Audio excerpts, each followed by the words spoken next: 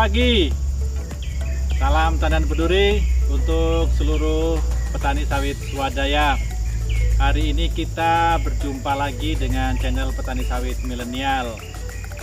Waktunya mupuk ya, ini sudah Desember menjelang Januari. Curah hujan sudah cukup tinggi dan kita sudah melaksanakan perawatan di kebun ini untuk beberapa bulan yang lalu, yaitu dengan penyemprotan gulma. Saatnya hari ini kita melakukan pemupukan. Pupuk yang kita gunakan kali ini adalah pupuk NPK dengan kandungan 13627, yaitu ureanya 13%, fosfatnya 6%, kaliumnya 27%, serta 4% magnesium. Jadi NPK Pelangi adalah produksi dari pupuk Kalimantan Timur. Jadi NPK yang kita gunakan kali ini adalah NPK yang sesuai dengan rekomendasi para ahli pertanian, terutama tanaman sawit, yang mana pupuk yang digunakan adalah NPK 13627. Untuk tanaman kelapa sawit umur 15 tahun yang ada di kebun ini akan kita gunakan pemupukan dengan cara ditebar di tumpukan pelepah.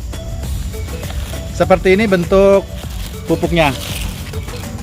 NPK Pelangi yang kita gunakan kali ini adalah NPK jenis kompon. Jadi kandungan 13627 dengan teknologi pembuatan pupuk yang biasa disebut dengan kompon, yang butiran pupuknya seperti ini. Jadi untuk produk dari PKT ini, NPK 13627 ada dua jenis. Yang pertama adalah kompon yang kita pakai saat ini, dan ada juga yang dari jenis blending. Nanti untuk kesempatan berikutnya kita akan gunakan blending, NPK jenis blending yang akan kita aplikasikan untuk kebun-kebun yang lain.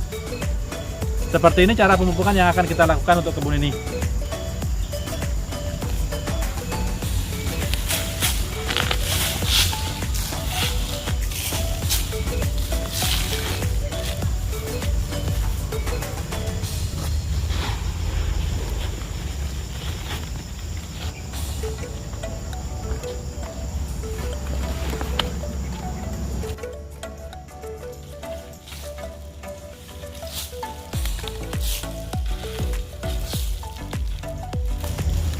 Jadi aplikasi kita tebar di tumpukan pelepah, karena kelapa sawit yang ada di kebun ini umurnya sudah sekitar 15 tahun, yang mana akarnya sudah sangat jauh sekali.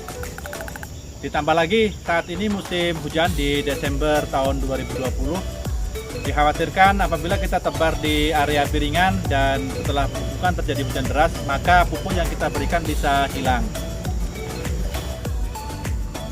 Kondisi pohonnya saat ini seperti ini. Kalau kita lihat di sini, kondisi daunnya masih nampak banyak kekurangan unsur hara. Apabila kita melihat warna daun yang nampak di beberapa pohon di area ini nampak sekali tanaman ini sebelumnya mengalami banyak kekurangan unsur hara. Di sini terlihat salah satu daunnya, bagian pucuknya keriting seperti ini. Dan beberapa helaian daunnya menunjukkan gejala kekurangan kalium, yaitu berupa bintik-bintik pada beberapa daun yang ada di bagian bawah ini. Untuk daun yang lain seperti itu, nampak juga tidak terlalu hijau untuk kondisi saat ini. Pemupukan terakhir untuk kebun ini kemarin kita lakukan dengan NPK 12-12-17 dengan dosis 2 kg per pohon sekitar 5 bulan yang lalu. Seharusnya pemupukan kita lakukan bulan kemarin, namun ini ada keterlambatan sedikit, sekitar 1 bulan dari jadwal pemupukan yang kita berikan untuk kebun ini. Panen TBS di kebun ini terakhir kali 4 ton lebih, sekitar 4,5 ton untuk luas areal sekitar 4 hektar lebih untuk areal ini. Jenis kelapa sawitnya ini kurang diketahui, tapi yang jelas ini bibit dibawa langsung oleh pemiliknya dari Sumatera Utara, yang kemungkinan besar kalau kita lihat dari bentuk buah dan bentuk pohonnya serta produksinya,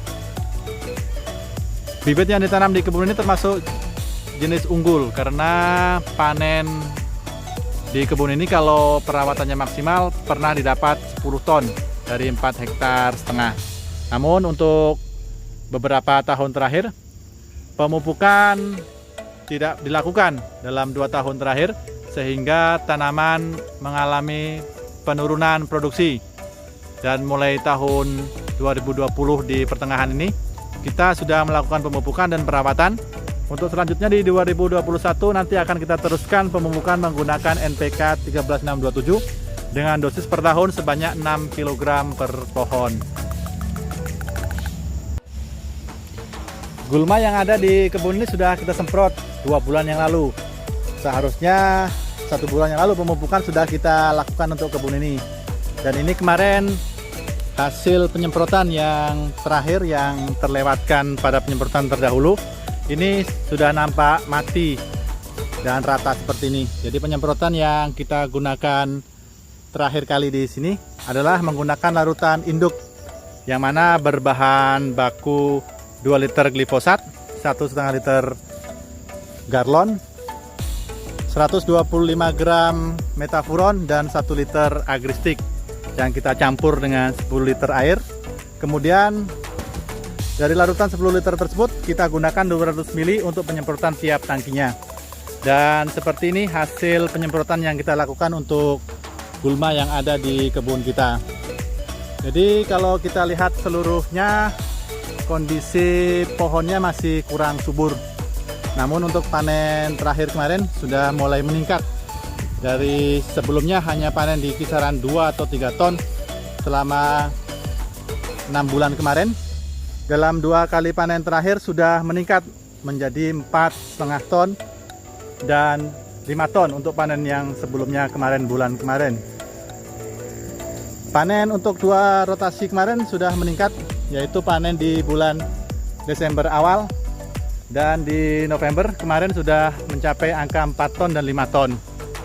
Untuk selanjutnya perawatan untuk kebun ini akan kita intensifkan karena melihat potensi yang ada di pohon-pohon yang ada di kebun ini nampaknya masih cukup besar ya. Buah-buah yang nampak ini cukup banyak dan ini sudah terlihat banyak sekali buah yang bisa kita panen dalam kurun waktu 3 atau 4 bulan ke depan.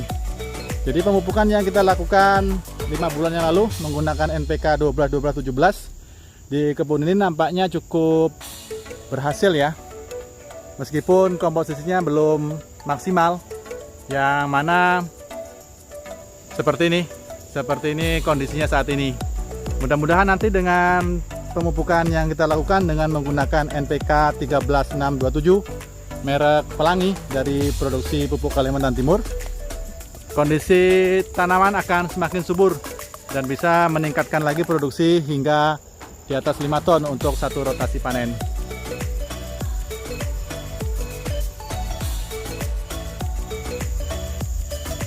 Pemupukan pada pelepah